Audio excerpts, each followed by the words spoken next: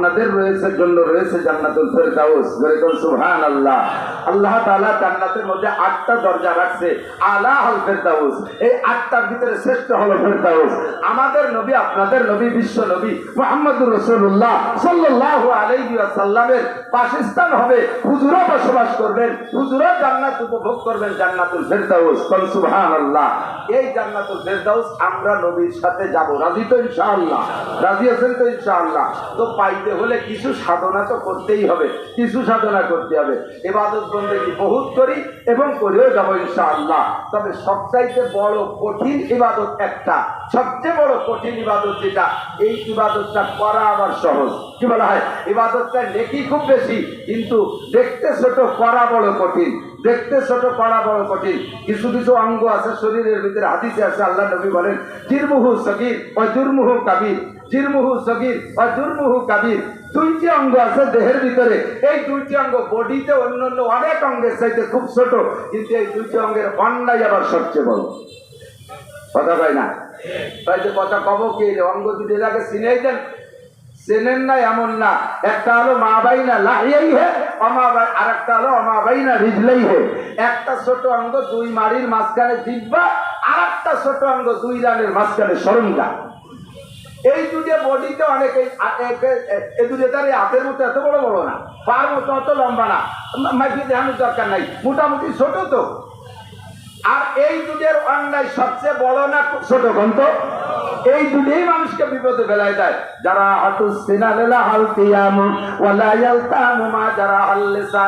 তাউতে কপ দিবা কাইতে যাবে, সিলাইতে মলম দিবা সাইরা যাবে, ছুরিতে কপ দিবা কাইতে যাবে, সিলাইতে মলম দিবা সাইরা যাবে, বটিতে কপ দিবা কাইতে যাবে, সিলাইতে মলম দিবা সাইরা যাবে, জিহ্বাতে কপ দিবা কেটে যাবে।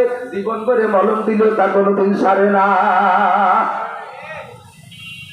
জিহ্বার কবে যে কাটা কাটে, তারপরে ওই লোকটারে হাজারো হাতিয়া দেবেন, দেখবেন যে হাসি মুখে গ্রহণ করবে না। লাস্টে কয় দে তোর তো আমি থাকি চাই না, তোর মাফ করে দিছি ঠিক আছে, তবে মরার আগে তুই সামনে আসিস নাকি, তোর দেখিয়ে আমার জ্বালাতে, ঠিক না? এলো জিহ্বার মায় আর সরঞ্জাম মায় আর একটা মায়। কিছু আছে বডিতে দেখতে ছোট, কিন্তু তার অপরাধ অনেক বড়। যে কথাটা বলেছি, সবচেয়ে বড় আবেদ হওয়ার জন্য ছোট্ট একটা সবক, এই সবকটাকে পালন করা বড় কঠিন। নবী পাক বলেন, হযরত আবু হুরায়রা রাদিয়াল্লাহু তাআলা আনহু হাদিসের বর্ণনাকারী, সাহাবায়ে কিরামদেরকে নিয়ে নবী বয়ান করতেছেন। এই বয়ানের মধ্যে নবী পাক বলছেন, এই মাইয়া তুজু মিন্নি খামসা কিসাল, আমি 5টা কথা বলবো, এই 5টা কথা কে নিবা? নিজে আমল করবে, আর ইউআল্লিমু মা ইয়ামালু বিহিন্না, অথবা অন্যকে শিখিয়ে দেবে, সে আমল করবে। তার ভিতরে একটা হলো এই 5টা। আবু হুরায়রা বলেন, আমার হাত ধরে হুজুর 5টা গুণে দিয়ে বললেন, 1 নম্বরে ইত্তাকিল মাহারিম, যত হারাম আছে ছেড়ে দাও, যত হারাম আছে ছেড়ে দাও। গুনাহকে ছাড়ার ব্যাপারে আল্লাহ তাআলা 2 ধরনের শব্দ ব্যবহার করছে। একটা হলো ইত্তাকি তাকওয়া, আর একটা হলো ইজতিনাব। ইজতিনাব, ইজতানিবু, তাজতানিবু, এইগুলো। তো যত গুনাহ আছে হাদিসের ভিতরে হুজুর বললেন হারামগুলোকে ছেড়ে দাও, ইত্তাকিল মাহারিম। আর কোরআনে কারিমের ভিতরে এই সমস্ত হারামের থেকে আমি 3টে হারামকে বর্জন করার জন্য এর সম্পৃক্ত একটা আয়াত আপনাদের সামনে পড়েছি। শুধু ওর তর্জমা বলতে বলতে সময় চলে যাবে, ব্যাখ্যা দেওয়ার সময় হবে না। আল্লাহ পাক রব্বুল আলামিন বলেন, ইয়া আইয়ুহাল্লাযীনা আমানু ইজতানিবু কাসীরাম মিনাজ যান। হে দুনিয়ার ইমানদাররা, কাফেরদেরকে আল্লাহ ডাকে নাই, সাধারণ মানুষদেরকে আল্লাহ ডাকে নাই। আল্লাহ ডাক দিয়েছে, ইয়া আইয়ুহাল্লাযীনা আমানু, হে তোমরা যারা ঈমানদার, তোমাদের যাদের ঈমান আছে, তোমরা আমার এই ওয়াজটা শোনো, আমার এই ওয়াজটা লক্ষ্য করো। ইয়া আইয়ুহাল্লাযীনা আমানু ইজতানিবু কাসীরাম মিনাজ যান, যত হারাম আছে, যত কবিরা গুনাহ আছে, তার মধ্যে অন্যতম একটা কবিরা গুনাহ হলো মানুষের প্রতি কুধারণা করার থেকে নিজেকে ফিরাও। কুধারণা থেকে ফিরাও, কুধারণা করো না। ধারণা বলতে গেলে বেশিরভাগ ধারণার ভিতরে আল্লাহ পাক বলে, ইন্না বা'দাল যান্নি ইসমুন। এই ধারণা বাস্তব, তুমি বাস্তবের সাক্ষী না হইয়া, সরাসরি না দেখে না বুঝে তুমি কোনো ব্যক্তি সম্পর্কে কুধারণা করো, ধারণা করো না। ধারণা করতে গেলে বেশিরভাগ ধারণাগুলো খারাপ হয়ে যাওয়ার সম্ভাবনা। আর ধারণাটা এমনই হয়, আলমারুই আকিসু আলা নাফসি, আমাদের আলমারুই আকিসু আলা নাফসি। প্রত্যেকটা মানুষের স্বভাব, সে অন্যকে নিজের পর কিয়াস করে, নিজের মতো ধারণা করে। রাতের বেলায় এক পুকুরে তিন কোনায় তিনজন গোসল করে রাত 3টে 3:30 দিক। হ্যাঁ দিক রাত 3:30 দিক এক পুকুরের 3 সিঁড়িতে 3জন গোসল করে। 3জন একই জরুরতে গোসল করে না, 3জনের 3 রকম জরুরত। কতক্ষণ? এবার 3জন প্রত্যেকে দ্বিতীয় 2জনকে নিজের সাথে কিয়াস করতেছে, সম্ভবত ওরা এই গোসল করতেছে। একজন গোসল করতেছে ফরজ গোসল, আর একজন গোসল করতেছে ফজরের নামাজ পড়বে বলে ফরজ গোসল করতেছে, আর একজন গোসল করতেছে ওই লোকটার নিয়মিত অভ্যাস জীবন করে ইমামে বুখারীর মতো তাহাজ্জুদের নামাজ গোসল ফরজ হোক আর না হোক তাহাজ্জুদ পড়ে গোসল করে। আর একজন গোসল করতেছে 3 নম্বর পারে, ও লোকটা পরের ঘরে শীত কেটে চুরি করছে, গা ভরে মাটি মাখায় গেছে, তাই গোসল করে। এখন চোর যে চুরি হয়ে এসে গোসল করে, সে মনে মনে কয় যে ভাবছিলাম যে খালি আমি একাই চুরি হরি, চোর আরো আছে দেশে, ও 2জনও চুরি হয়ে গিয়ে গোসল করে। ওর ধারণা এরকম ভাবে কিনা কথা মানে ও সেই ধারণা করবে না, চোর ধারণা করে ও 2জনের চোর।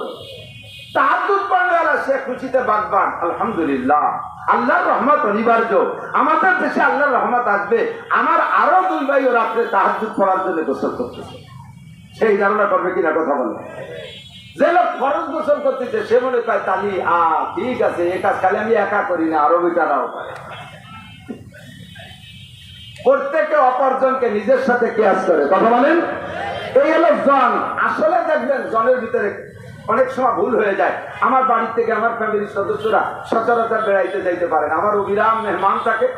আমার ফ্যামিলিতে আমার বিবিকল বাচ্চা ছাড়া সহকারী আর কেউ নাই, ভাই বিরাদার সব ভিন্ন হইয়া বড় হয়ে যার যার বিভিন্ন কর্মস্থলে ফ্যামিলি নিয়ে থাকে। কাজেই আমার ওয়াইফ আমার বাচ্চাদেরকে নিয়ে প্রত্যেক মাসে বা 2 মাস 6 মাস পর একবার বাপের বাড়ি বেড়াইতে যাইতে পারে। অন্য জায়গায় তো যেতেই পারে না, বাপের বাড়ি 2 বছর 3 বছর পর। তো যখন যায়, আমার এই মাহফিলের সিজন না থাকলে আমি 1 সপ্তাহ ছুটি দেই, ওই ছুটিতে ওরা বেড়ায় আসে। তো বাড়ি আমার ফাঁকা, আমি একা একা রয়েছি, চিন্তা করতেছি যে একা একা একটু ভয় ভয় লাগে। তা আমার প্রতিবেশী 2 ভাই বিটারে ডাইকে নিয়ে আসি যে তোরা আমার ঘরে একটু থাকবি, অথচ ওদের মুরব্বীদের সাথে আমার হালকা একটু দূরত্ব আছে। তো ওই 2জনকে আমি ঘরে রাখছি, আমি ভিন্ন ঘরে ঘুমাই। 1 সপ্তাহ পরে আমার ফ্যামিলির সদস্য আসার পরে ওরা 2জন তো বাদ হয়ে গেছে। বাড়ি এসে ঘর ঝাড়ু দিছে, সারা ঘর লাল সিঁদুরে, লালে লাল, পাকা জায়গা লাল, পানি মারে আরো লাল। এখন তো শুরু হয়ে গেছে প্যালপিটেশন। ওরা 2জন 1 সপ্তাহ ছিল কি জন্য তদবির করে খেয়ে গেছে সিঁদুর মিলি। আমার পেট খারাপ, ছেলে মেয়ে সব অসুস্থ, মহিলা জিমে বেড়াচ্ছে, কর্ণে মরে কর্ণে বাসে পাওয়া যায় না। এখন উপায় কি? ওদের তো আর বলতে পারতেছি না। কবিরাজের কাছে গেলাম, কবিরাজ কয়েছে হ্যাঁ আয়না টাইনা ধরে বললো যে 2টে ছেলে 1 সপ্তাহ ছিল আপনাদের ঘরে, ওরা এরকম সিঁদুর পরে নিয়ে গেছে, আর শ্মশানেতে মাটি এনে এই যে মিক্সার করে ঘরে ছড়াইতেছে, আপনাদের আর বেশি দিন সময় নাই, আপনারা এহরাম বাঁধিয়ে গেলেন মরার জন্য। এমন কি আর উস আছে পান? এই মরি মরি বাপ ঝিলে বেড়াচ্ছি, ঝুলে বেড়াচ্ছি, ভয়তে তো জানটা চূড়ায় শয়তানি করে গেছে। এর মধ্যে ঘরের মধ্যে দেখি যে ইঁদুর মরা গন্ধ। এই মরা ইঁদুর তো সাফ করতে হবে, গন্ধের মধ্যে তো মরা যায় না। ইঁদুর মরা সাফ করতে গেলাম মাচার উপরে, যাই দেখি গোলা ভরা ধান ছিল, তা ধান নাই, ইঁদুর ওর ভিতরে যাইয়া ধান শেষ হয়ে গেছে তো